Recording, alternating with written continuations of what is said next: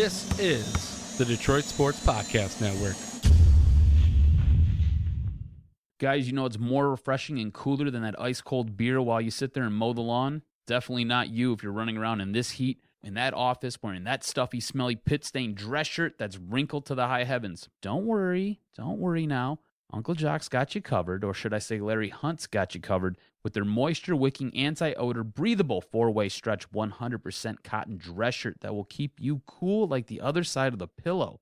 Look, guys, I've been wearing mine for some time now, and I absolutely love them. They keep me cool, dry, fresh-looking all day long, so I can handle some business during the day and then head out and tear up the night while still looking fresh and clean. On top of it, this is probably the best part. The shirt is made, designed, and crafted by Detroiters in Detroit. See all the incredible styles Lawrence Hunt has to offer? Head over to lawrencehuntfashion.com. That's lawrencehuntfashion.com. And if you use promo code DSP, guess what? We'll save you 20% off your order. That's right, 20%. If you don't believe me, listen to Detroit Tigers catcher James McCann. I'm a jeans and boots kind of guy. And taking my wife out to eat, I love putting on my Lawrence Hunt dress shirt. The way they stretch, the way they feel, they move with my body just like a t-shirt would. I know that I'm wearing a dress shirt, but it really doesn't feel like it. That's lawrencehuntfashion.com. Hey everybody, this is Freddie Cohen of ESPN Radio. When I'm not talking about breaking news or breaking news on ESPN Radio, I'm always a fan and listen to the Detroit Sports Podcast, and so should you.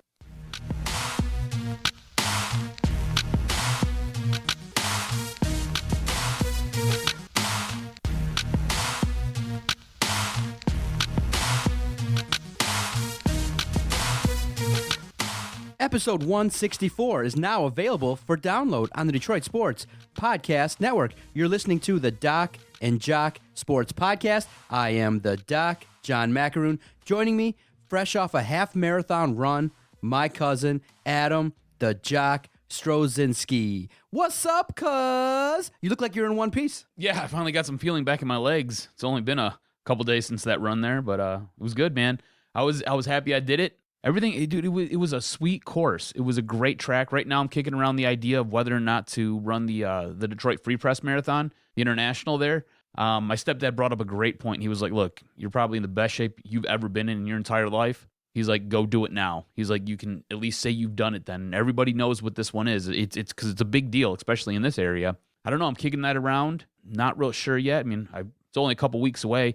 I already have my long run in on last Sunday, so I don't know. It was good, man. I sat there. I set a goal of 2 hours, 25 minutes. I figured at the very worst, I'd come in 2 hours, 30 minutes. I came in at 2 hours, 11 minutes, so I basically shaved 9 minutes off what I wanted to do. I made great pace. I hit 9 miles at about 90 minutes, and I sat there, and I knew if I didn't send a text message to my wife and to my family who was there, that nobody was going to be there when I finished, because I gave them kind of the window where I was going to be at, and I was like, hey, guys, I got 4 miles left.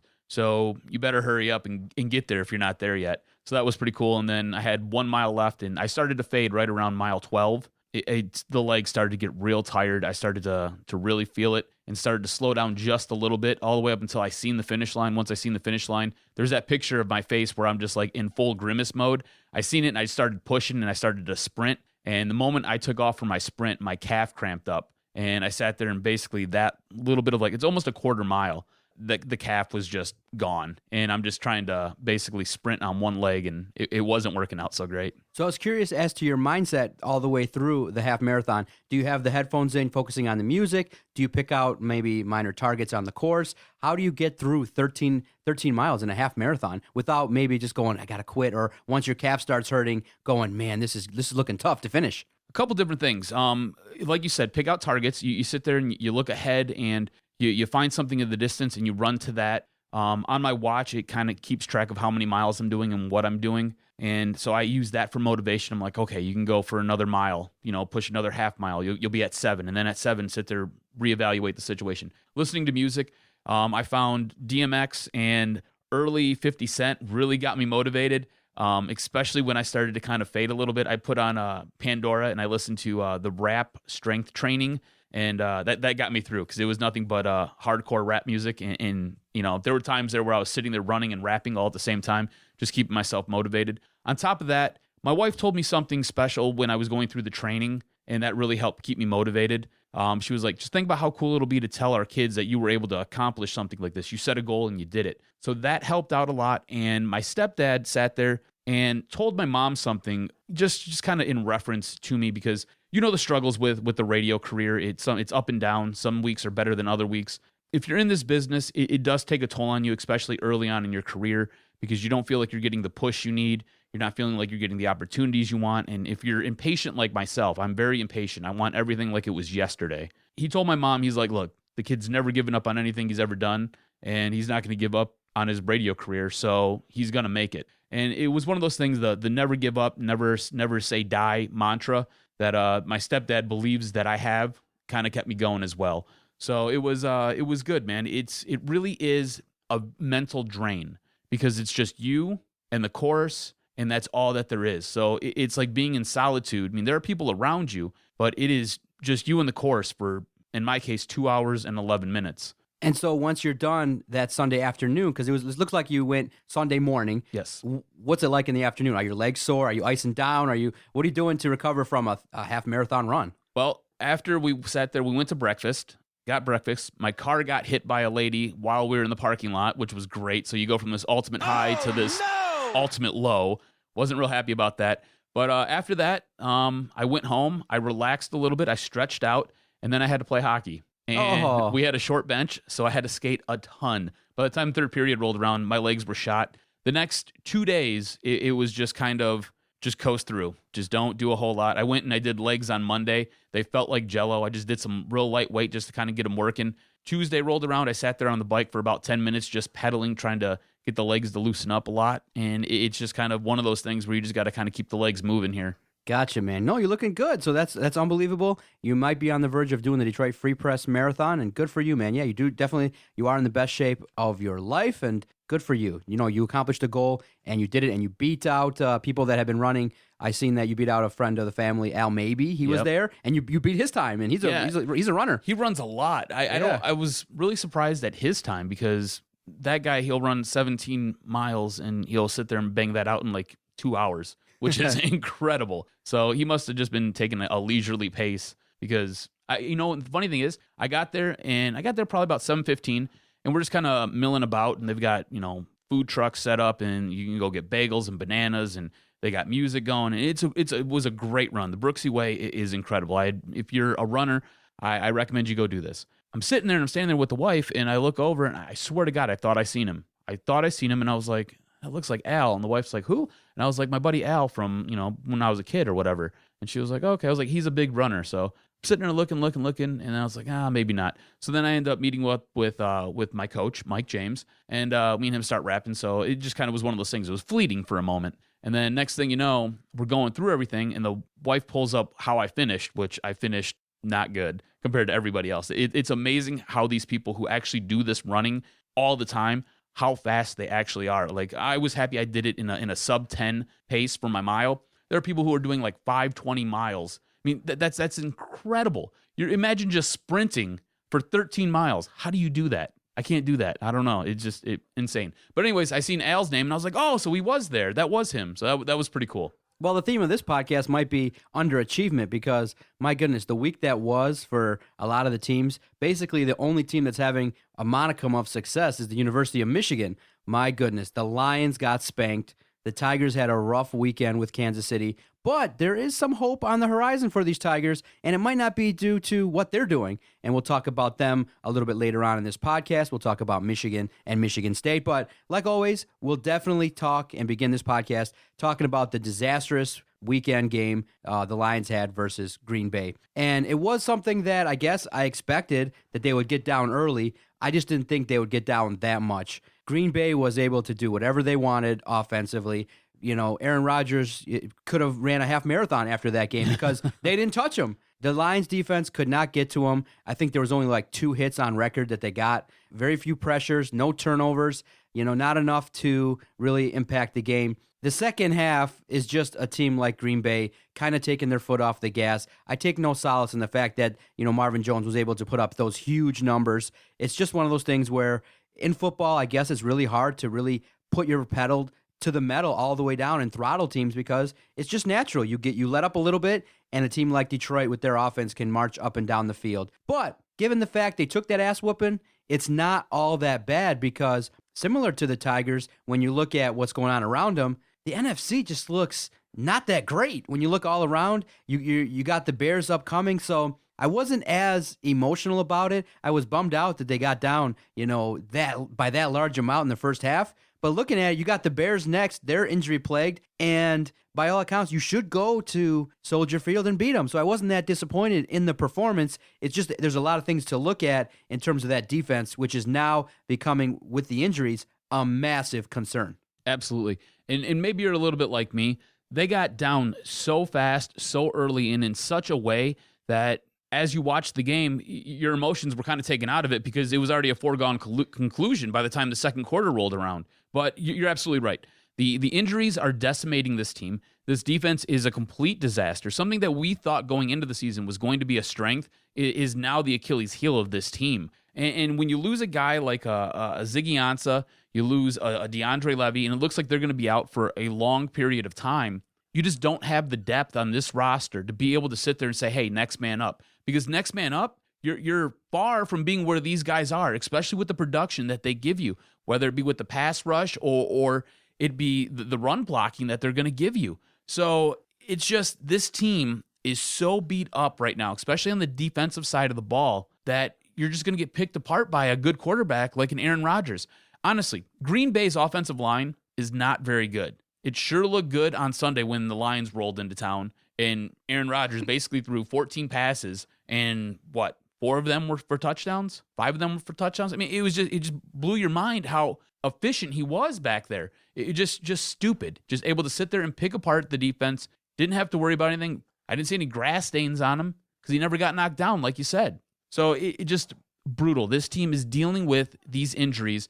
And again, Ziggy Ansah looks like it's a high ankle sprain. Going to probably miss another 2 weeks or so. DeAndre Levy, it's a quad injury. And he wrote this really nice piece in the Free Press the other day there on Sunday, just kind of talking about how it's missed opportunities and it just kind of leaves him wanting to do more because he sees his guys going out there and struggling and putting up the fight. And it almost sounds like it's a swan song because he's just kind of like, this is what it once was and it's no longer there. And you got to remember, in the offseason, he wrote that article, I believe it was in the Players Tribune, around the time Chris Borland retired, and talking about concussions and how, these players have to sit there and think about their life after football. DeAndre Levy might have 1 foot out the door. And in football, if you got 1 foot out the door, you might as well be all the way out the door because you're not going to be a productive player. You've got to go out there and you've got to play with such reckless abandonment. And DeAndre Levy sounds like his heart's just not in it. And that's a major concern if I'm a Lions fan and if I'm Bob Quinn. Because how do we sit there and how do we replicate that production? We don't have anybody on this roster right now.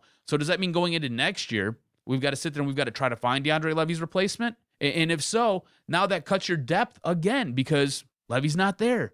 You got to fill another spot. It's another hole all the time. This boat is just taking on water left and right. And an interesting play, and I'll talk to your point about DeAndre Levy in just a few seconds, but a point of that caught my attention was Eric Ebron, and when the ball got ripped out of his hands. Didn't it look like to you that he was down? It looked like his back was on the ground, and I didn't understand. I understand that maybe they do review all turnovers, but that play didn't look like a turnover to me. And it just seems to me that Eric Ebron has steadily become a weapon for Matthew Stafford. He's getting open in that scheme, but that play kind of took a lot of luster out of his performance because you can't turn the ball over. You got to fight for that football, and you can't get punked like that. But I thought in that play that he had the ball and he was on his back, and then once he was on his back that the play should be done, and then the ball got ripped out. And then the other point for me was another stupid rule gets highlighted by the NFL in a game that the Lions are involved in.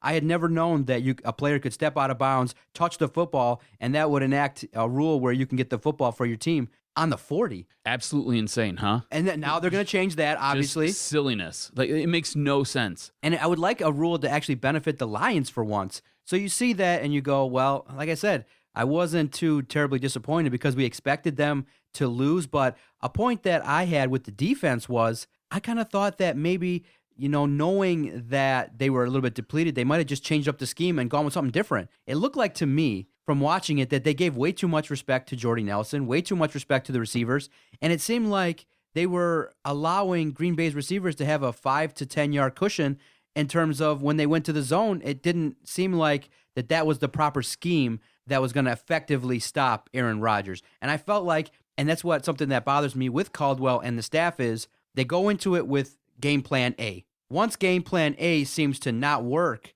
I don't think the Lions have the capability of going, okay, we just got shredded on 2 touchdown drives. 2! Let's just go with all-out blitzes. Let's just change it up.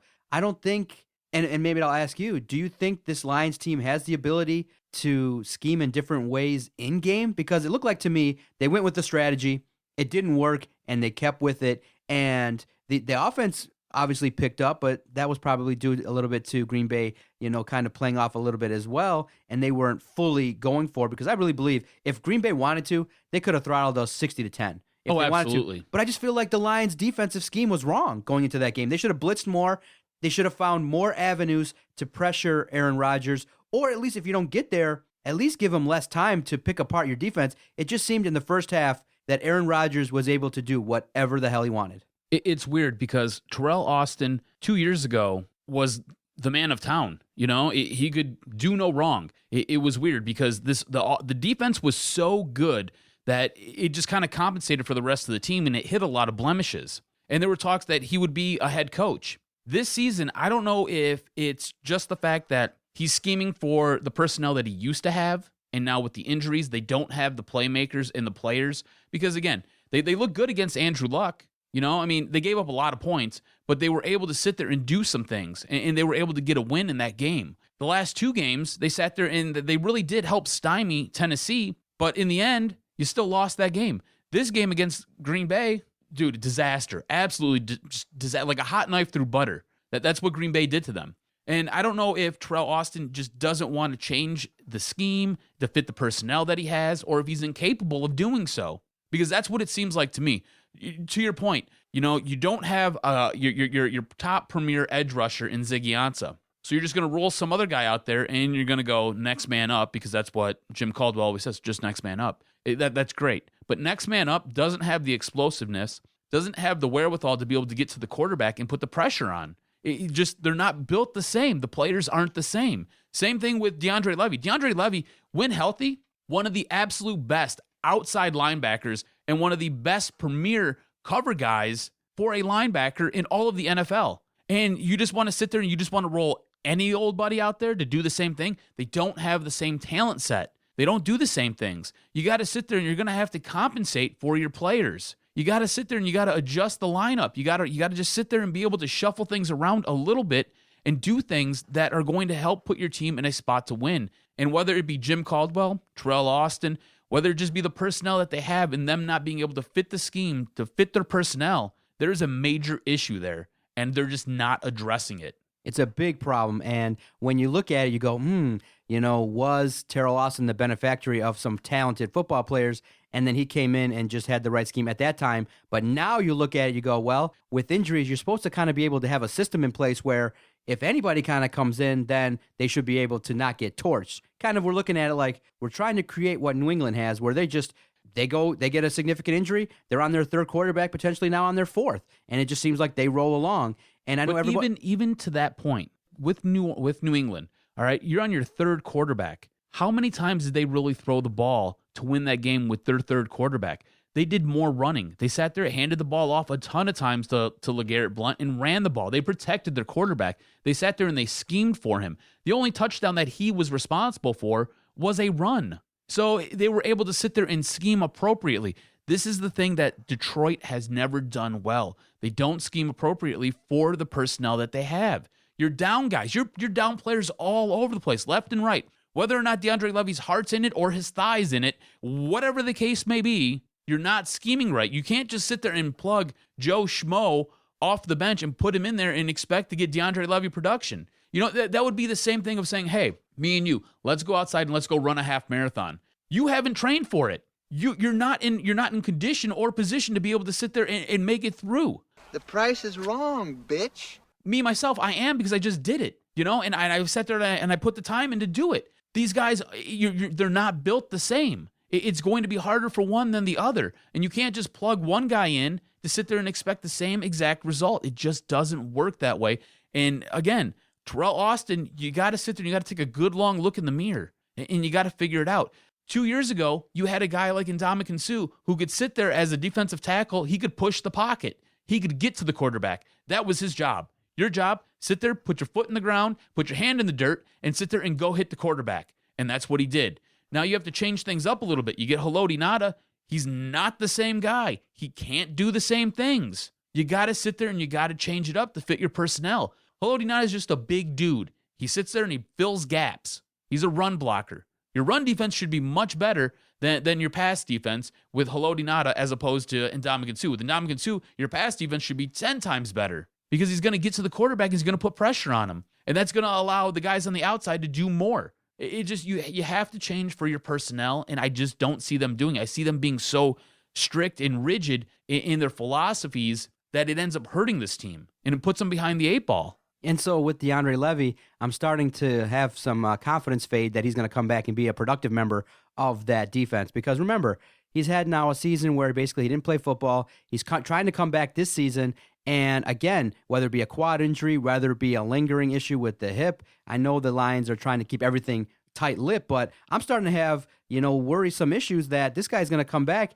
and not be productive. We're all assuming that, okay, once DeAndre Levy is back on the field, he's going to return to the level where he was a destroyer and helped the Lions get into get to be ranked as a top 5 defense. But as I'm sitting here now, I'm not feeling that. I think DeAndre Levy, to your point, is struggling with a bunch of injuries, and it's going to take him some time, even when he does return, to come back and be the productive force. And so what you're seeing now is the Lions defense is a liability, a huge liability going forward. And then you got games coming up where you got some aggressive offensive coordinators and aggressive teams. I'd hate to see a team like Philadelphia come play the Lions and Carson Wentz look like, an MVP caliber quarterback. Oh, he'll be the second coming of Christ. Don't worry about Jim it. Schwartz over there on the defense for Philadelphia is doing some good things. But now we have to look to the next game. And like we said, we're going to try to keep it one game at a time. You're catching Chicago at a great time right now. They just recently signed Joik Bell to try to fill the hole, and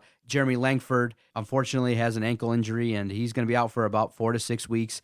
Sucks for my fantasy team, and that, but I do believe the Lions have been dominant versus the Bears, and the NFC doesn't look to be that daunting right now in that schedule. This is a key game. This is a marquee game that you got to go into Chicago. You got to put Green Bay behind you. You got to go into Chicago and house them because everyone else has been. You look at Chicago, they're a tough watch in terms of when they were on Sunday Night Football. They're a beatable team. It's really surprising that a John Fox team looks like that, but everyone says it. A team that's led by Jay Cutler is never really going to have success, but I'm not sure if, the team led by Brian Hoyer is going to even have a real deep threat. Is Alshon Jeffrey going to do some things? What's that run game going to look like? I really believe the Lions offense should be able to do some things, and if they just play up to their capabilities, limit the mistakes, I'm not really seeing an opportunity. I don't see a loss in this one. Like you said, the NFC North is up for grabs. The Packers have taken a step back. They don't look like they used to. They're not as dominant as they once were. And they showed some signs of cracking last year, especially when they lost Jordy Nelson.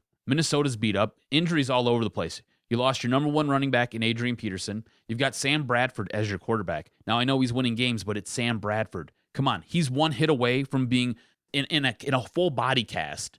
On top of that, you've got the Bears, who are led by Jay Cutler. Look, let's kind of break down what the Bears have going on for them. All right, they've got no running back because Jeremy Langford's out. All right, you've got a horrible offensive line. Jay Cutler is your quarterback when he's healthy. He's dealing with a thumb issue, so now Brian Hoyer's in there, and expect him to sit there and have nightmares like David Carr used to, because it's just going to be getting flushed out of the pocket and getting popped left and right. You got Alshon Jeffries, and that's pretty much all you got on the offensive side of the ball.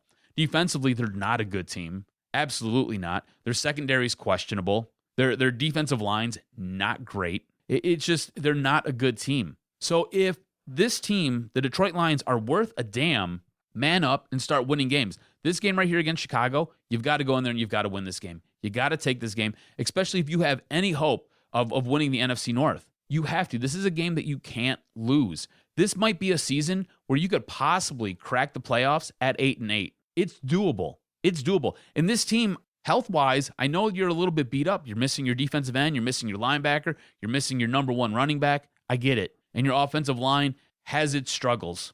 It's like the struggle bus trying to get up the hill. It's bad. But still, if you show up, you take care of business, you can sit there and you can trick around, be 8-8, possibly be 9-7, and win this. You can win this division. It's there for the taking. These teams are not that good. There's injuries all over the board.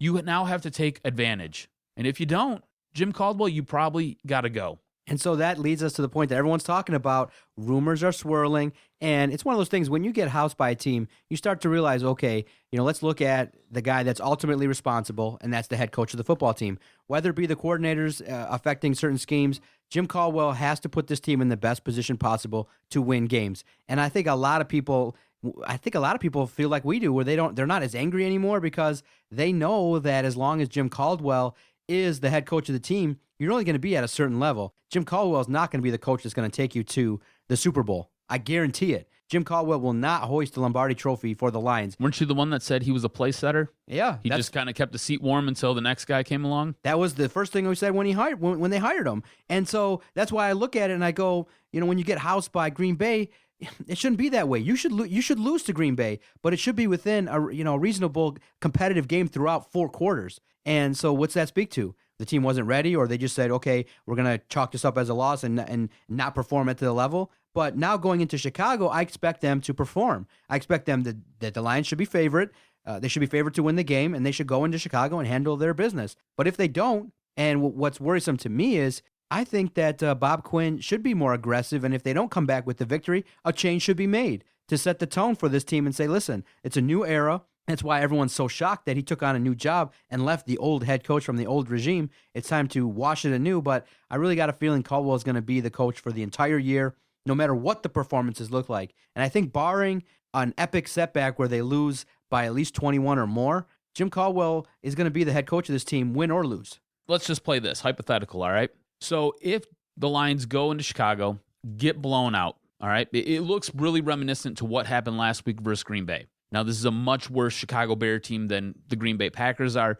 Chicago's depleted all over the place, much worse than the Lions. There's no reason that the Lions should lose this game. The Lions go in and they just get housed. Bob Quinn has to make a change. Who do you want to be your next head coach of this team? Because the way I'm looking at it right now, I don't want Jim Bob Cooter to be it. And he's probably has had the most success of any offensive coordinator with Matthew Stafford. So I don't want him taking on the head coaching role as well as doing the offensive coordinating because I feel like it's just too much on his plate, especially he doesn't have the experience. You got to remember, just last season, he became a first-time offensive coordinator. He was a quarterback's coach before that. And then you've got Terrell Austin, who his defense has been a huge problem for this team. His stock took a dip, yep. It's been a huge problem for this team this year. And I don't feel like you should be rewarded by being the head coach. I don't know if there's a candidate on this coaching staff that can take over this team and help pull them out of a nosedive that would be if they lose to Chicago. But wouldn't it be cold-blooded, too, for Bob Quinn to do it, knowing that the best defender, one of the top 5 defenders in the entire league, is not on the roster right now? And Ziggy Ansah's hurt. DeAndre Levy's hurt. You've had a myriad of injuries. And so Jim Caldwell kind of bought himself more time because he's got a built-in excuse. He's got an excuse. The reason why you say the defense is porous is that, hey, we got a lot of injuries. And I know publicly he's saying, hey, next man up, but I really think in the organization you go, well, the team was looked at to be 8-8, 9-7 with those guys. Now without them, you're expecting that defense to step up. They're not there yet. And so I think Bob Quinn and the organization would put it back on the upper management and saying, listen, we still have in our first year, we have to develop depth on the roster.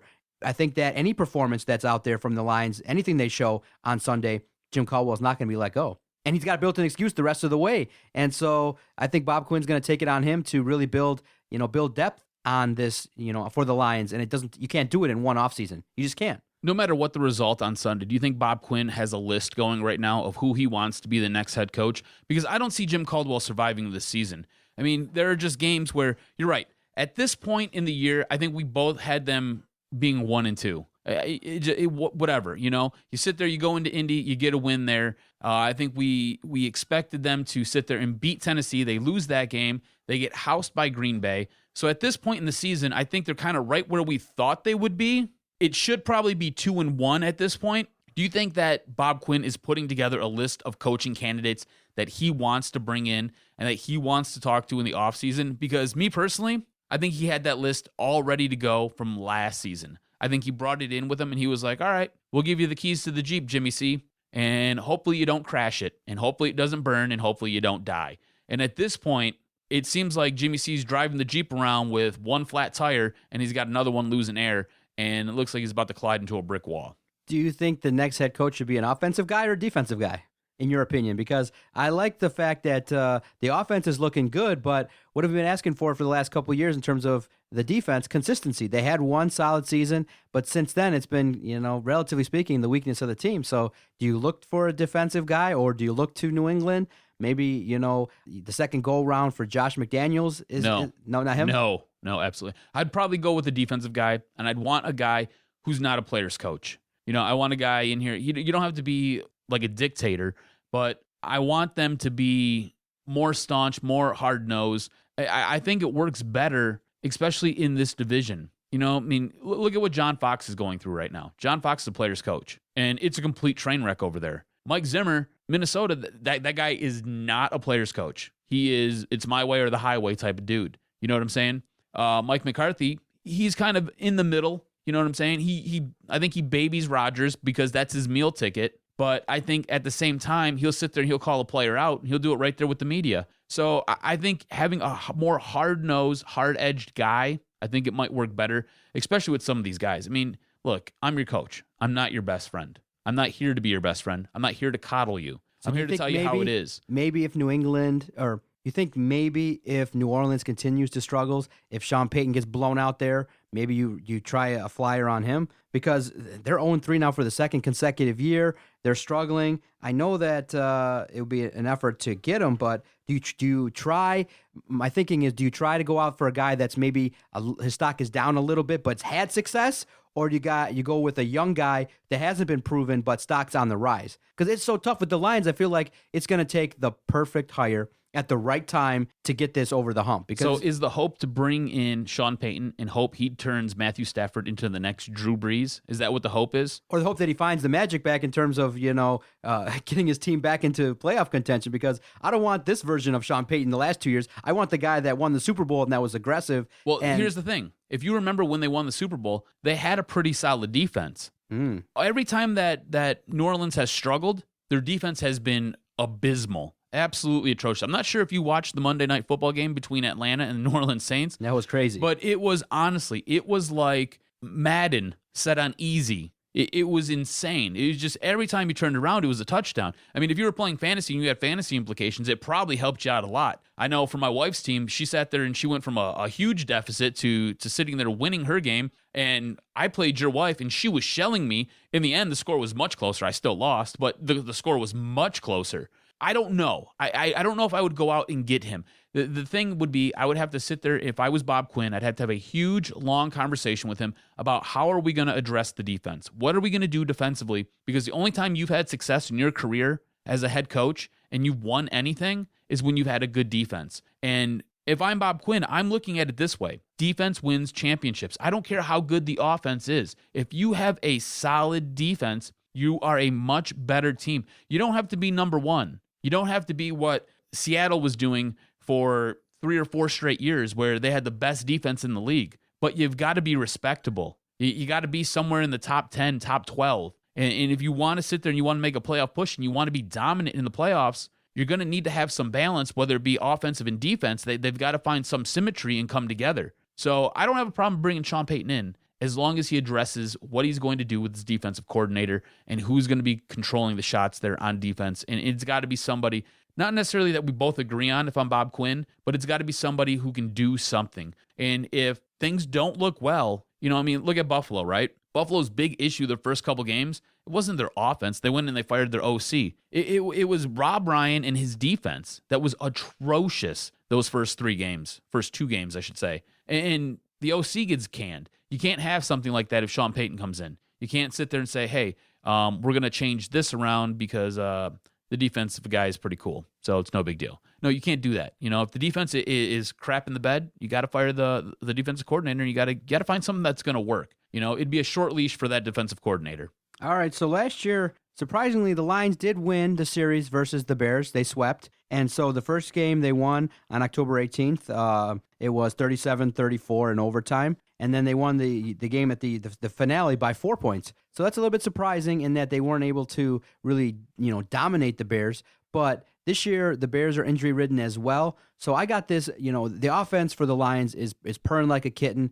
So I'm looking at this to be a game where the Bears have a hard time stopping the Lions. And as long as Matthew Stafford is continuing to protect the football and his offense helps him out and doesn't drop the ball too much, I'm thinking 37-17. Yeah, you know what? I'll go with you, 37-17. Here's the thing, though. This is what I want to see from this team. When you head into Chicago and you take on the Bears, I want to see Dwayne Washington get more carries. I want to see him get more touches. I want to see him be the featured back. I think Theo Riddick as your featured back, and I was claiming for him to be the number one guy. I think it puts him at a little bit of a disadvantage. I don't think he handles that role well. I think he's better as your change of pace back, as your guy coming out of the backfield catching the balls.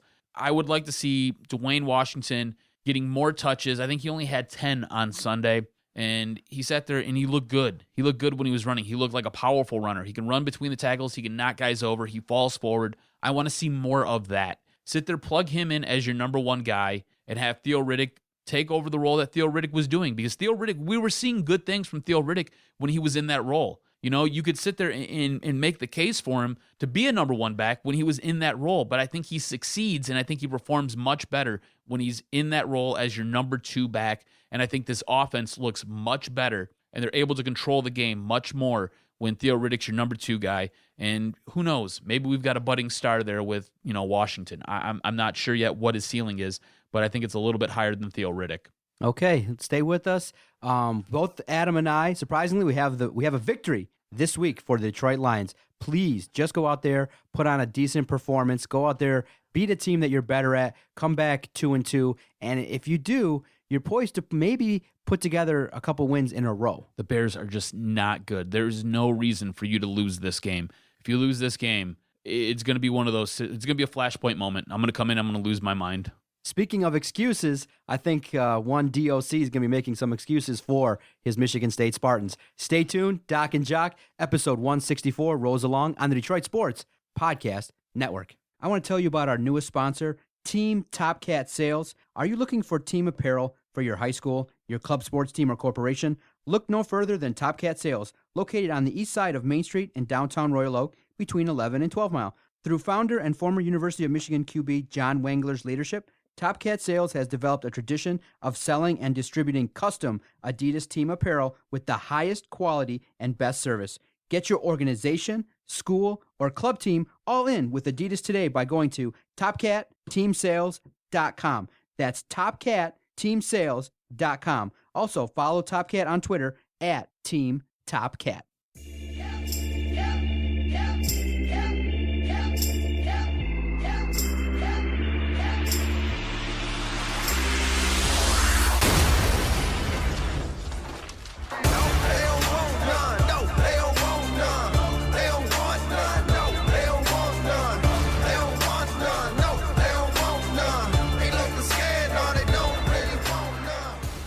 All right, sir, we got to talk about it. Michigan State coming off of a great victory versus Notre Dame. Although Duke beat Notre Dame, it's taken the luster off of that victory real quick. Things in Notre Dame are a complete disaster. They're already making moves to their coaching staff, and things are probably at an all-time low when you can't beat Duke at home. My goodness, I was watching that at a restaurant with the missus, and it was a bunch of young kids were there celebrating homecoming. So it was very interesting. I'm like, Duke, are you kidding me right now? An awful turnover by the Notre Dame quarterback there. But speaking of Michigan State, I was going to say, why are we talking about Notre Dame? No, because this is all about green and white right now. I wanted to ease into it. No. I wanted to ease into it. No. You got to jump in head first. Okay, all about Michigan State here. Well, explain to me how this team crapped the bed on Saturday. Honestly, this is a game that I sat there and I watched it, and as I was watching it unfold, I was like, how is this even happening right now? I'm going to be honest with you. Me and my cousin were going to the Michigan-Wisconsin game this weekend, and we're sitting there, and we're debating on whether or not to buy tickets because ticket prices have slowly increased as Michigan has continued to win and as Wisconsin has continued to win. And last week I said to myself, hey, you know what? Let's do this. Let's sit there. Let's wait until Michigan State pops Wisconsin. Wisconsin will take the loss. Ticket prices should come down just a little bit, and then we can buy our tickets, either through StubHub or my wife gets the hookup because she's a student at Michigan. We can get it this way. Let's do that. As this game's going on, he texts me. He's like, yeah, so much about Michigan State handling some business for us, huh? And I was like, no kidding. I have not seen Michigan State crap the bed this bad in such a long time. Michigan State didn't even score an offensive touchdown. It was time since the 80s. Absolutely brutal. So who's to blame for Michigan State just mailing it in on Saturday against a Wisconsin team that I think both of us thought that they were going to beat? Okay, well, right before the game started, there was an alert that came through on the Twitter sphere, and I saw it, and I'm like, uh-oh, that's a big problem. When you saw that Riley Bulla was not going to play in that game due to an undisclosed injury, I said to myself, uh-oh, that's going to be a big problem because he's a defensive force. He's a captain, and, the Bulla family produces great linebackers for Michigan State. And you can't just assume that a team is just going to, show up there and perform. And Michigan State, whether it be a combination of a hangover from the victory versus Notre Dame, to the fact that Tyler O'Connor played a brutal game, to the fact that you had some key turnovers that resulted in points for Wisconsin. So you think it was a hangover effect from beating Notre Dame? Well, remember, isn't this team better than this at this point? Well, remember, this is the team that went on to play in the Big Ten championship the last couple years. This is a team that went on to play in the college football playoff last season. They carried the torch for the Big Ten. This is a team that sat there, rolled into OSU, and popped the Buckeyes. And this is the team that sits there and puffs out its chest and talks about how it dominates the Wolverines. And yet you have a hangover after you beat what is now looking like a not-so-good Notre Dame team? Remember, what you're talking about is the 2015 version of the Spartans. The 2016 version is very youthful, and MSU played 4 more true freshmen in the game versus Wisconsin. And so what you're seeing is the reasons why everybody, including myself, picked them to have a transitional year, meaning that the key players, there's a lot of youth on this team. And so when you got a team that's relatively youthful, you're going to see mistakes. And with all of that, it was only 13-6 at halftime, and you're driving. You have the football. A key mistake is made. Wisconsin made plays as well. They forced a fumble from L.J. Scott, which resulted in points. And so a team like Wisconsin is a little bit better than Michigan State, and Michigan State would have had to have an awesome performance on a number of different fronts, and it didn't happen. And that's why a lot of people have them only winning 8-9 games with a bunch of losses in the schedule because they're youthful, and then you combine that with an injury. And then the biggest factor in the reason why they lost is that who has to be the leader of any football team? It's got to be the quarterback. And you would think that Tyler O'Connor would be further along than where he is at this point in time, but all that game produced was a bunch of question marks. And a lot of people are seriously talking about, is Tyler O'Connor the guy? Should we go to a younger quarterback and just ride it out and complete the full transition? Notre Dame exposed some flaws, no doubt about it, and Michigan State was not able to, capitalize versus Wisconsin, but Tyler O'Connor needs to be much better, much, much better. He's got to hit open receivers. He can't turn the football over. The interception tally is spiking up there, and this is what happens, though, when most football teams transition from one star quarterback to another. Only a handful of teams, remember, Michigan State is trying to develop that reputation like in Alabama, like the elite teams where they can just year after year after year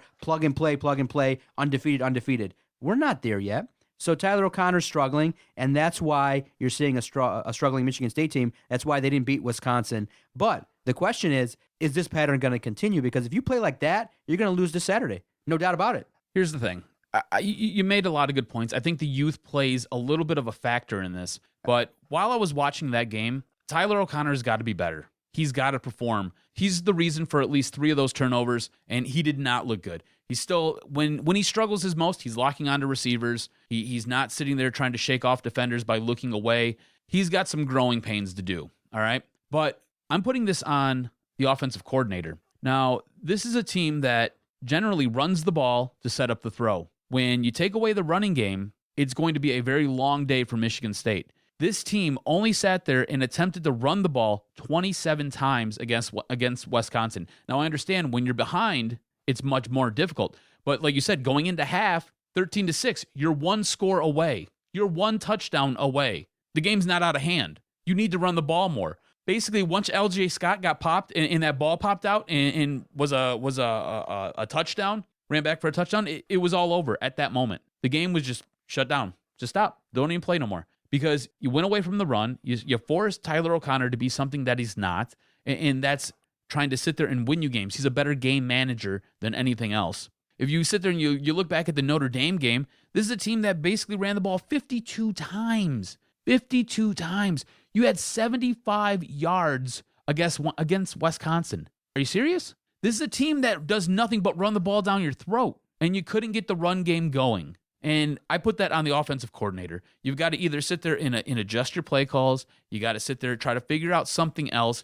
Do something creative, because you can't put the game in Tyler O'Connor's hand and make him make throws that he's not accustomed to and that he's now putting your team at a loss for. Because he turned the ball over way too many times, locks onto receivers, and it's just he's not going to make it to the next level. He is basically keeping the seat warm, okay? I think we can all agree. All right, I like the kid's mentality. I like the way he talks, the way he thinks. It's just he doesn't have the talent. It's just not there. It's an intangible thing. He just doesn't have it. I'm glad his teammates like him, unlike Connor Cook, but there's an intangible there that is just missing the mark. I mean, he goes 18 for 38, and he throws 3 interceptions. That's not going to win you games. It just isn't. And so, obviously, we got to look ahead and say, okay, how does this Michigan State team project to perform the rest of the way? Is this going to be a complete disastrous season with 4 to 5 losses? Or, with recent memory, you've seen the team get better slowly as the year progresses.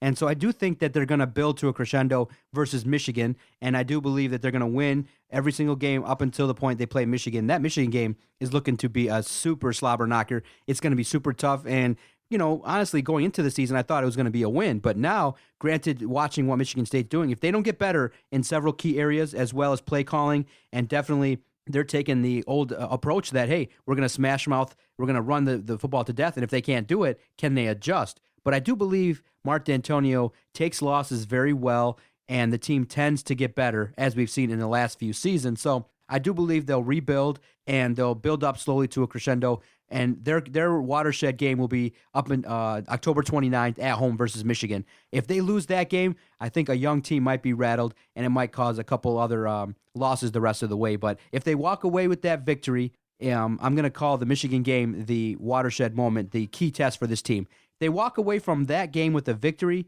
then probably you're looking at maybe a 2-loss year, 3 losses, probably getting, a loss versus Ohio State. And then, or if they defeat Ohio State, I don't know if they're better than Wisconsin, even on their best day. Well, here's the deal. This sets up much like last year's setup after their Nebraska loss. They still have everything in their own hands. So are they a contender? Was this Wisconsin game just a stumble? Are they a pretender? Do you expect them to sit there, lose 2, maybe 3 more games, finish 9-3, 8-4? Or do you just want to put the whole season in a blender, just chop it up and just dump it down the garbage, because Michigan State's going to have one of those regression seasons where they maybe go 7-5. And you might be lucky to make a bowl game at that point. This is where Michigan State is at. And when I take a look at the schedule, look, you got to play Indiana next week. At night, 8 o'clock game. It's going to be a tough game. Indiana's offense is crazy. I could see Michigan State losing that game. I could see them sitting there. I can see them beating BYU, but that's also a coin flip game. They might lose that depending on how they show up on the road. Northwestern, they should win, but Northwestern always plays Michigan State tough. You should beat Maryland. You're going to play Michigan. I'm expecting Michigan to pop you. Going to play Illinois, should be a win. Going to play Rutgers, that should be a win. And that gets you, I believe, to your Ohio State game, and you're probably going to lose that. And then you got to play Penn State. And Penn State's a complete dumpster fire right now. Absolute garbage. This looks like it's shaping up to be put the season in a blender and chop it up and just say, hey, we're done.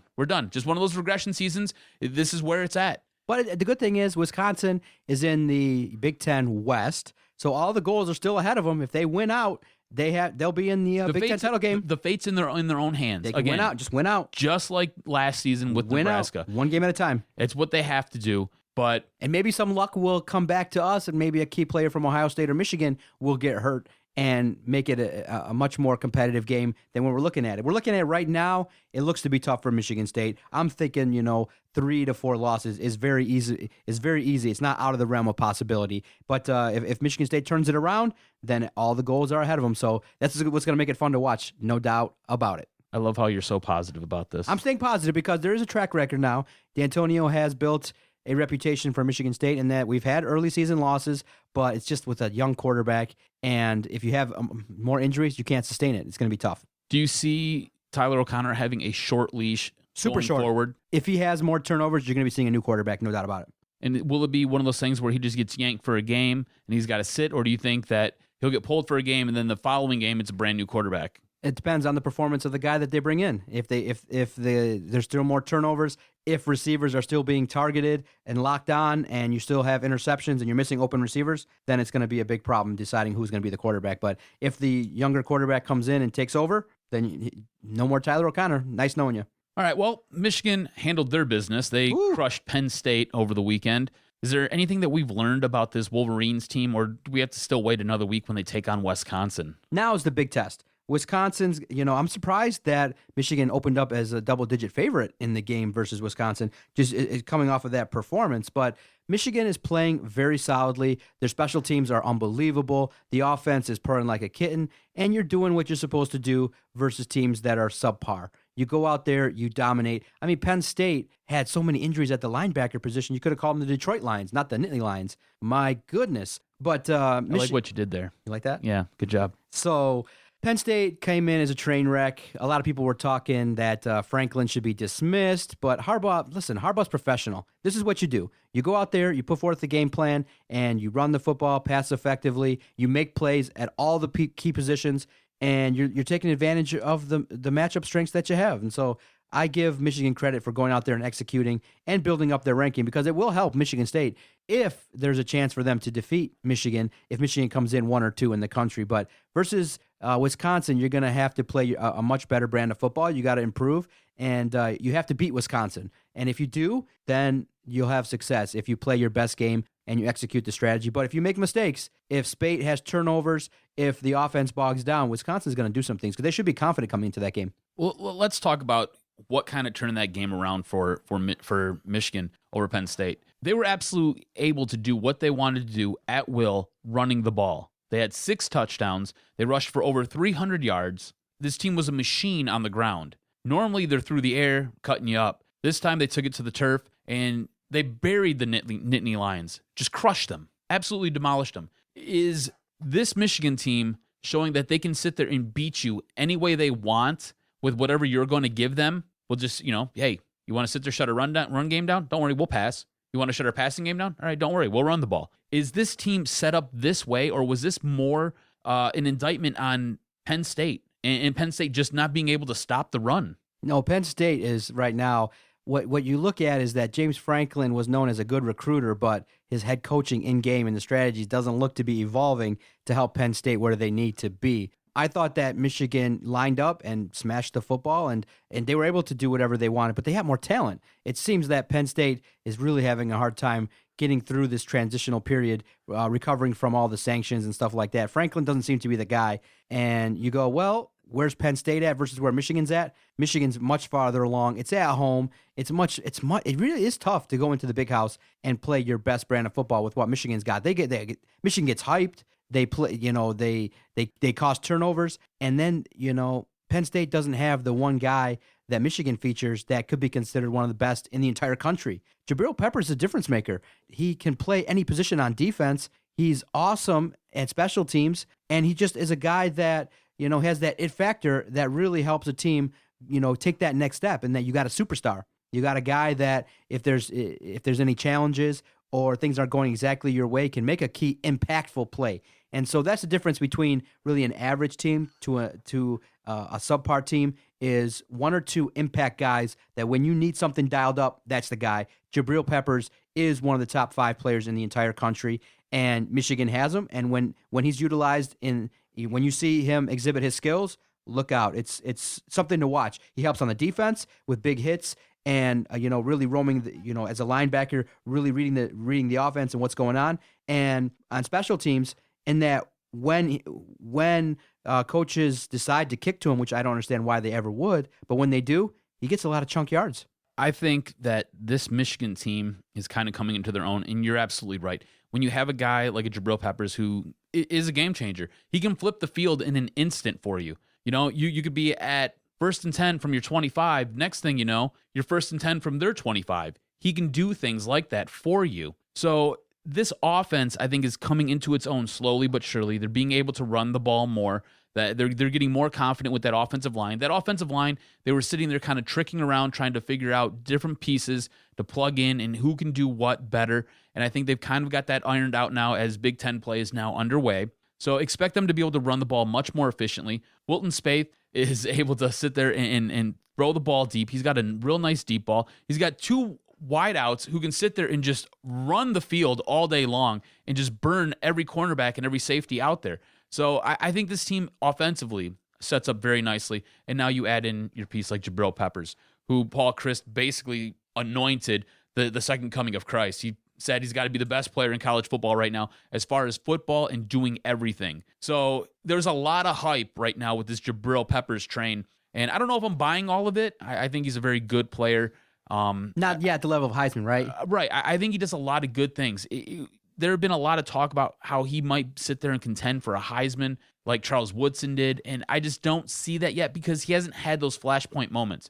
You know, you got to remember, Charles Woodson won the Heisman basically returning punts, getting interceptions, going to town on David Boston and OSU. Those are moments, they're flashpoint moments that people could call to and say, wow, Charles Woodson was an animal. And just look at the competition, too, because, you know, it's no knock on Jabrill Peppers to say that there's other candidates out there, a la Christian McCaffrey, Leonard Fournette, J.T. Barrett, you know, within the Big Ten. There's other guys out there that are in position similar to Jabrill Peppers. And in bigger moments, if Peppers maybe has a 4-interception game, takes a couple to the house, something to stand out a little bit more. Maybe take a couple back in a game versus Michigan State, nationally televised, or in the marquee game this year when Michigan plays Ohio State, you go dominate the game and you shut down or you take out J.T. Barrett and you're one of the single most reasons why Michigan wins that game, then you could maybe put yourself in the conversation to have a chair. I think his goal will be to earn a seat. I don't think he'll ever win it. I don't think he'll win it either, especially when Lamar Jackson's doing what he's doing. I mean, he's leading basically everybody in college football with his touchdowns right now. You also got Deshaun Watson over there in Clemson. They're going to match up this weekend, and that should be a pretty solid game. You mentioned it yourself, Christian McCaffrey. I mean, that guy is a game changer himself. So that there are a ton of talented players out there. I don't think right now he's had moments that you can pull to and call to. I mean, Lamar Jackson, off the top of my head, I mean, season's 4 weeks old. Every single week, the guy's doing something incredible, whether or not he's leaping and flipping over guys or he's sitting there and he's racking up massive amounts of touchdowns and yardage. Or he's sitting there picking guys out and streaming the ball between 2 or 3 defenders for touchdowns. So, I mean, right now, if you ask me, Lamar Jackson is heads and tails above everybody else. And that's kind of where I am with the Heisman as far as, I think you're right. Just get a seat and see what happens. You're going to have to sit there and have a couple flashpoint moments, though, where people are like, damn, he did that? That's amazing. Now, before we get to our commercial break and our final segment talking about the Detroit Tigers, any games this week that are of note that I should peek into other than Michigan and Michigan State?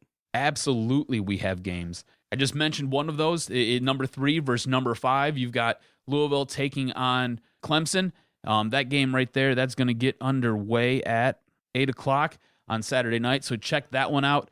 A couple other big games that you might want to sit there and peek in on. You got Stanford versus Washington. That's taking place on Friday night at 9 o'clock. So get ready for that one. Get you a little early football taste right there. Of course, you got the Michigan game versus Wisconsin. That's a 3:30 start. If you're an SEC fan, you've got number 11 Tennessee taking on Georgia. That's at 3:30 as well. What else do we have going on here? And of course, if you're a Michigan State fan, we've got Michigan State versus Indiana. Again, I think that's going to be a much more difficult game than it's being built up to be. That's an 8 o'clock start there. Indiana's got a very good offense. Michigan State's got to rebound. They got to show their wherewithal here. So I think that's going to be a very good game. It's going to be real interesting. You can check that one out on BTN. Yes, sir. Should be a fun weekend. Looking forward to sitting back, and watching some college football. Let everyone in Michigan win. Let all the Michigan teams have some success so we can build ever so closely to the epic matchup that I still think it can be, Michigan versus Michigan State. Each and every year, you know it's going to be a great game. All right, stay with us. Doc and Jock, episode 164, finishes up next, talking Detroit Tigers. Detroit Sports Podcast Network. Doc and Jock here for Fanatic U. If you're looking for some sweet sports swag and you love your Detroit teams, and I mean you really love your Detroit teams, you got to check out fanaticu.com and get the coolest gear out there and rock your Red Wings shirt, rock your Lions shirt, rock your Piston apparel. Wear it till the wheels fall off. Michigan State, you know what? They got it too. Check out Fanatic U. They have 6 locations all over Metro Detroit. Check them out, fanaticu.com.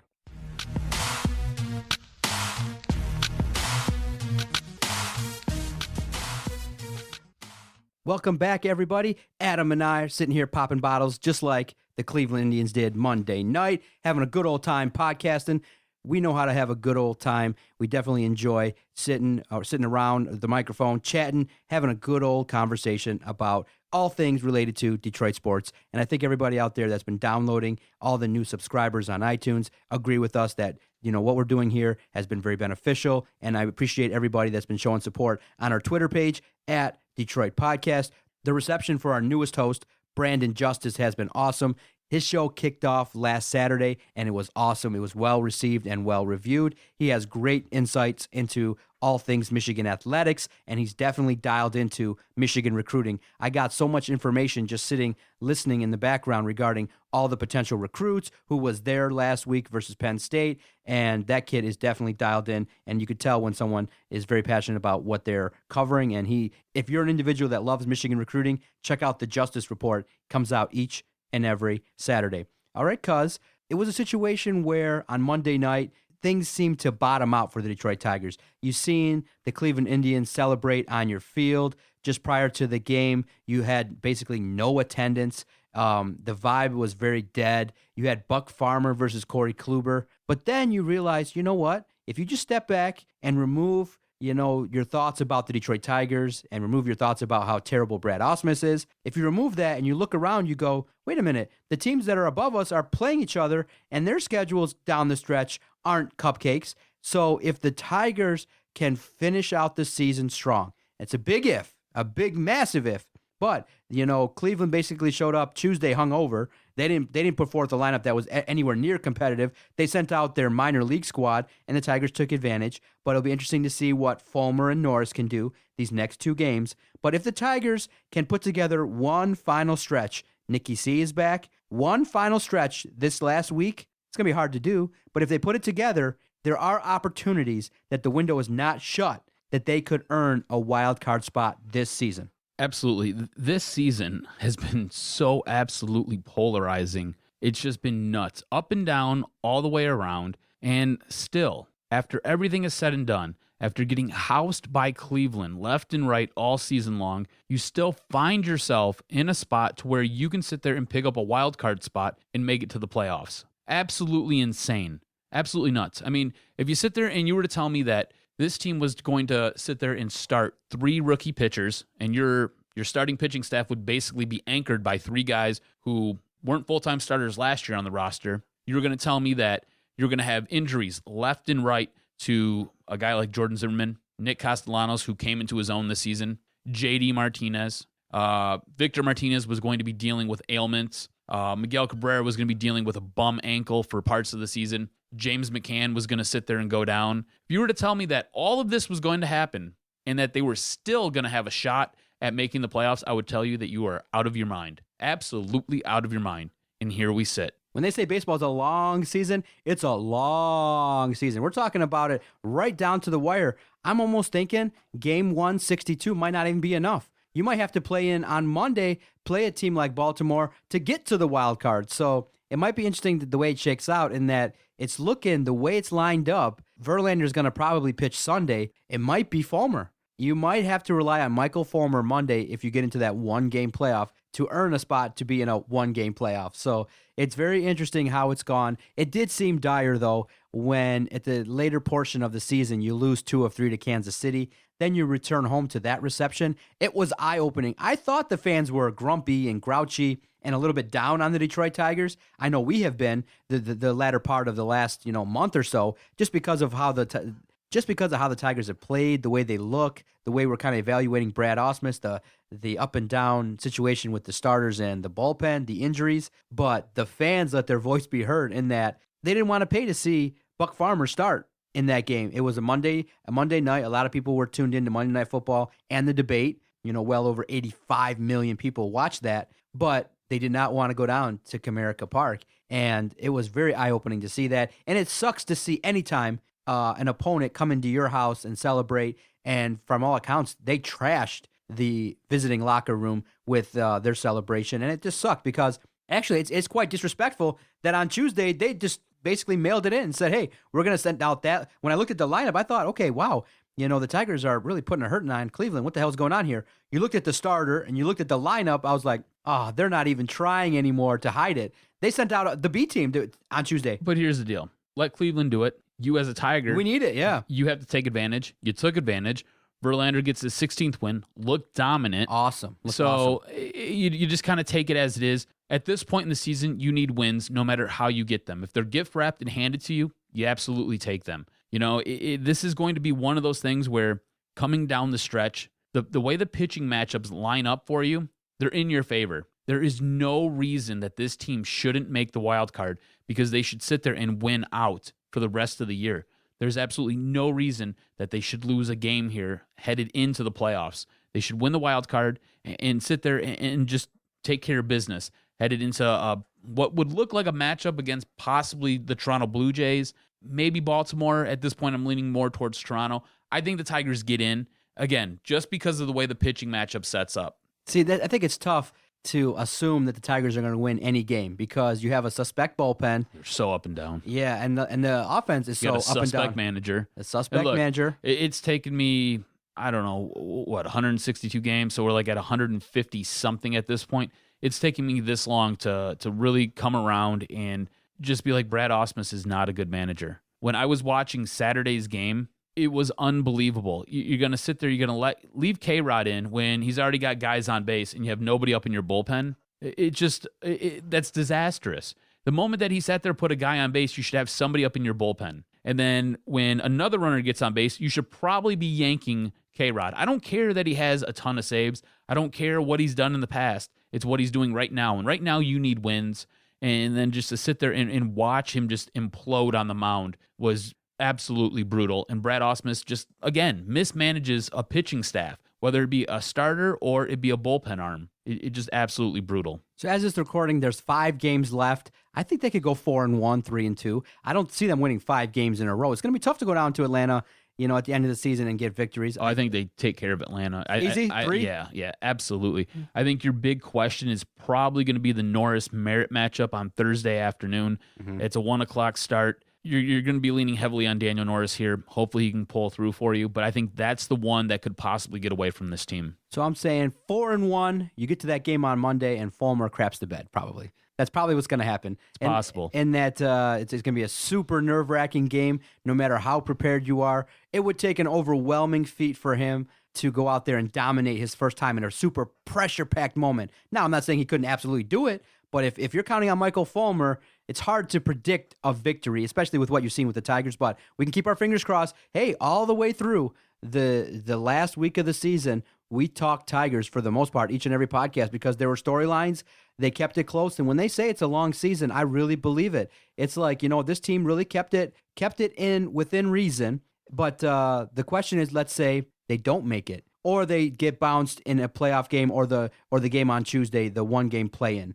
There's a lot of talk that there's not really serious talks that Brad Ausmus is going to be let go. And when I read that in the paper, and the reasoning that given was that they don't want the Tigers to be the training ground for another club to take advantage, I don't see him going anywhere else and have super success, because where he's going to go to is going to be a team like Minnesota that's garbage. Brad Ausmus is not a baseball savior where like a Jim Leyland comes in and within a season gets you to the World Series. It would take you 6 years. It would take him 6 years minimum before you got hurt by anything that Brad Ausmus did.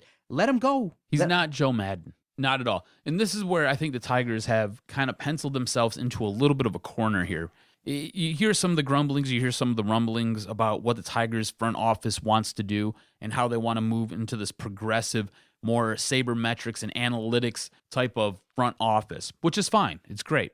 Jim Leyland was the old school, basically managed off his gut. Whatever his gut told him to do, he did it. And that was how he did it. And it was fine, and it worked. Won games. But this team wants to go more towards what you see a guy like Joe Madden do. How you sit there, you throw an infield shift on. How every now and then you'll sit there, you'll mix up your batting lineup to sit there, and you get a guy who's basically doing crap for you all season long, but you put him at the top of the order, and next thing you know, the guy's hitting 2 home runs for you, and you're winning a game. So they're in this stage where I think they're trying to transition to more of that, trying to move away from what Jim Leyland used to give you and move more towards what, at the top end, a Joe Madden would give you. And I think Brad Ausmus he's that placeholder. He's that bridge. He's the guy who's going to get you over there because he does a little bit of both. And you can kind of hear it with the way he talks about, in the post game, the way he talks about how he handles the situation, how he looks at a situation. His philosophy seems to almost adjust daily. And that's because I think he's a little bit uncomfortable with doing things the old way as well as doing things the new way. I don't think he has a set way that he likes to do things. So sometimes he'll flip-flop, and that ends up hurting the team, I think. It puts you at a major disadvantage because if you're a player in that bullpen or in that dugout, you want to know what's going to happen and how your manager is going to react to something, because that's going to give you the confidence to go out there and do things.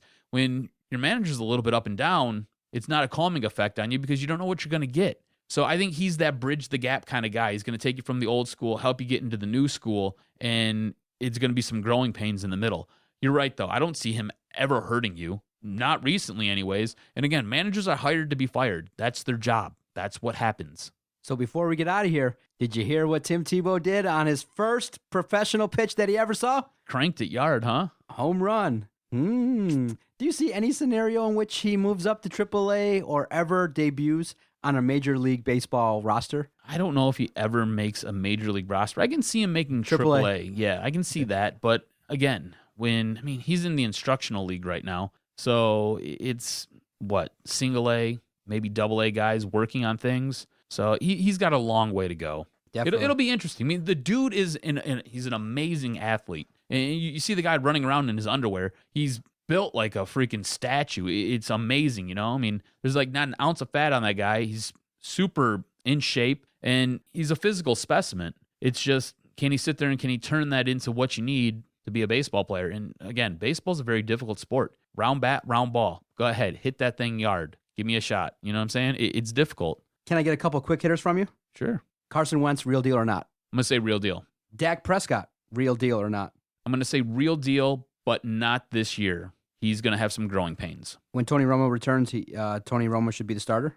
Depends on what's going on with Dak Prescott at this time. If he's able to kind of come around and advance a little bit with this offense, then I don't see why you would do that, because Tony Romo's injury prone. He's a China doll. And you've never won anything with Tony Romo. Does the United States win the Ryder Cup this week? Ooh, that's a good question. That's real good. I want to say yeah, because I'm tired of Europe just dominating the crap out of us. So I'm going to say yeah. I think Hazeltine's in the United States, right? Hazeltine course is in the United States. I think this year is in the United States, because I know whenever the Ryder Cup's in Europe, forget it. You can't predict that the United States will win, because they haven't won in a long time. So bad on European soil. I don't know. I'll find out for you real quick. Yeah, Hazeltine's in Minnesota there. So yeah, it's on U.S. grounds. Bubba Watson, I heard, got added as a special assistant, which makes it interesting, because they were saying that he kind of has to win favor from the boys because he's not really one of the likable characters. I love Bubba Watson because he's an absolute maniac, but he's a dick in real life. Like, he is just a jerk. Like, that's what they're saying. To his caddy, to everybody at the clubhouse, he's not a likable guy. Very interesting stuff. All right. Good stuff, sir. Very good podcast. I wish you best of luck if you're going to continue training on to try and do 26 miles. My goodness. Good luck with that. When are you going to make the final decision? I'm going to have to make it here very shortly, because it's the registration and all that kind of stuff? Yeah, it's only a couple weeks away. The thing is, I don't know if I'll be able to get it off work because I work that midnight shift on that Saturday night, Sunday morning, and sometimes trying to be able to get that off to get coverage for it's difficult. So I don't know if I'm going to be able to get coverage for it or not, but we'll see what happens. I'll talk to my bosses and see if I can get that off. I don't know. If I do make the decision, I do it, I'll let you know. And if I don't, I'll let you know too. You can follow Adam on Twitter at AdamRSTROZ. You can follow the network at Detroit Podcast. For the Jock, Adam Strozinski, I am the Doc, John McAroon. Thank you for tuning in to another episode on the Detroit Sports Podcast Network. Go Tigers, go Wings, get Jacob Trouba. Second dick. Sorry, Detroit. Didn't quite work out. And all I can say is Detroit Sports Podcast scores. I have voices in my head. They counsel me. They understand. They talk to me.